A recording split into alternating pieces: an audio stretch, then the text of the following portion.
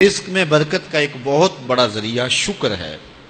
ارشاد فرمایا لَإِن شَكَرْتُمْ لَأَزِيدَنَّكُمْ، اگر تم شکر کرو گے وہ تمہیں اور زیادہ عطا کرے گا، اور اگر تم شکر نہیں کرو گے وَلَئِن كَفَرْتُمْ، کفران نعمت کرو گے، إِنَّ عَذَابِي لَشَدِيدٌ، تو پھر میرا عذاب بڑا سخت ہے۔ رزق کے اضافے کا ایک اور بہت بڑا سبب انفاق فی سبیل اللہ ہے۔ اللہ فرماتا ہے جو تم خرچ کرتے ہو تو جو چیز تم نے نکال دی اس کی جگہ اللہ تمہیں اور عطا کر دیتا ہے۔ بعض کا ہمارا یہ ہوتا ہے کہ کوئی آدمی مالی بحران میں آ گیا تو وہ کرتا کیا ہے کہ جو راہ خدا میں دینے کا کھاتا تھا پہلے اسے کلوز کرتا ہے، یہ فلاں مدرسے کو دیتے ہو یہ بھی بند کر دو، یہ مسجد کو دیتے ہو یہ بھی بند کر دو، یہ فلاں غریب کو دیتے ہو یہ بھی بند کرو، حالات ٹائٹ ہو گئے ہیں۔ لیکن 5 گاڑیاں ہیں تو 2 گاڑیوں پہ گزارا کر لیا جائے، پیٹرول بچے، یہ نہیں ہو سکتا۔ گھر کے لچھن وہی ہیں لیکن بند کہاں سے کیا؟ جہاں سے رزق آنا تھا۔ ہمیں تو یہ حکم دیا ہے جب رزق تنگ ہونے لگے صدقہ دے کے رب سے کاروبار کر لو، صدقے سے تمہارے رزق میں اضافہ ہوگا۔ یہ رب کا وعدہ ہے اور اللہ کے وعدے جھوٹے نہیں ہو سکتے۔ رزق کی برکت کا ایک اور بہت بڑا ذریعہ النکاح ہے۔ فرمایا اگر تم نکاح کرو گے تم فقیر ہو وہ تمہیں غنی کر دے گا۔ لوگ کہتے ہیں بچہ پیروں پہ کھڑا ہو لے تو پھر نکاح کریں گے، اللہ کہتا ہے تم نکاح کرو ہم پیروں پہ کھڑا کر دیں گے۔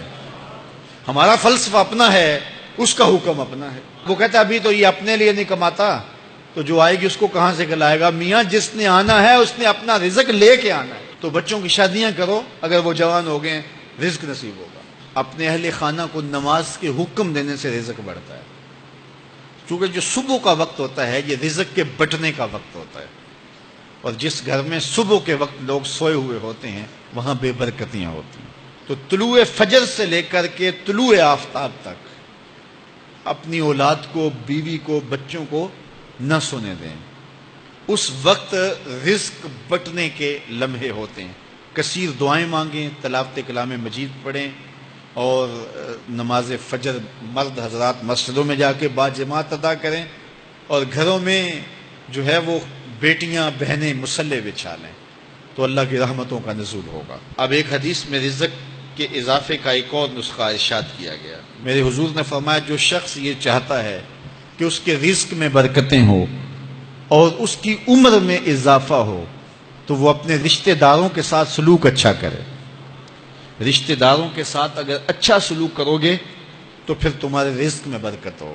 غریب ہیں تو ان کی مدد کرو، ان کی بیٹیوں کی شادیاں اپنے ذمے لے لو اگر اللہ نے آپ کو وسعت دی ہے، ان کی پریشانیاں بانٹ لو، ان کا قرضہ ہے تو اتارنے کی کوشش کرو، ان کو مشکلات سے نکالنے کی کوشش کرو۔ تم ان کو مشکلات سے نکالو گے اللہ تمہیں مشکلوں سے نکالے گا۔ تمہارے رزق میں بھی برکتیں ہوگی اور تمہارے مال میں بھی برکتیں ہوں گی۔ فرمایا بہتر صدقہ وہ ہے جو ناراض غریب رشتہ دار کو دیا جائے۔ اگر وہ پھنس گیا ہے، مجبور ہے، ناراض ہے، تو اس کو اگر دیں گے تمہارا نفس اس میں شامل نہیں ہوگا، تو یہ افضل صدقہ ہے جو ہر صورت میں قبول ہی قبول ہے۔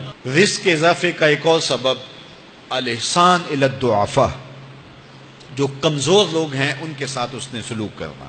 الانفاق علی طلبۃ العلم، طالب علموں پہ خرچ کرنا، یہ بھی رزق میں اضافے کا سبب اور ذریعہ ہے۔ وہ حضرت بابا فرید نے کہا نا 6واں رکن دین کا روٹی ہے۔ گھر میں کچھ نہ ہو تو پھر نہ نماز اور نہ ہی دیگر امور کی لذت آتی ہے، تو یہ رزق فراواں اور وسیع اور مبارک نصیب کر دے اللہ۔ تو اس کے لیے ایک اور وظیفہ میں دیتا ہوں، اور وہ یہ کہ مغرب کے بعد 21 مرتبہ سورۃ الکوثر پڑھ لیں، کثرت ہو جائے گی انشاءاللہ۔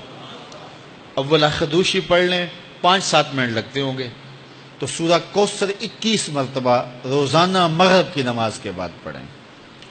اور اگر بہت زیادہ مسائل ہیں تو ہر نماز کے بعد پڑھ لیں، تو انشاءاللہ آپ دیکھیں گے کہ گھر میں برکتیں اترتی محسوس ہوں گی، انوار کا نزول ہوتے محسوس کریں گے۔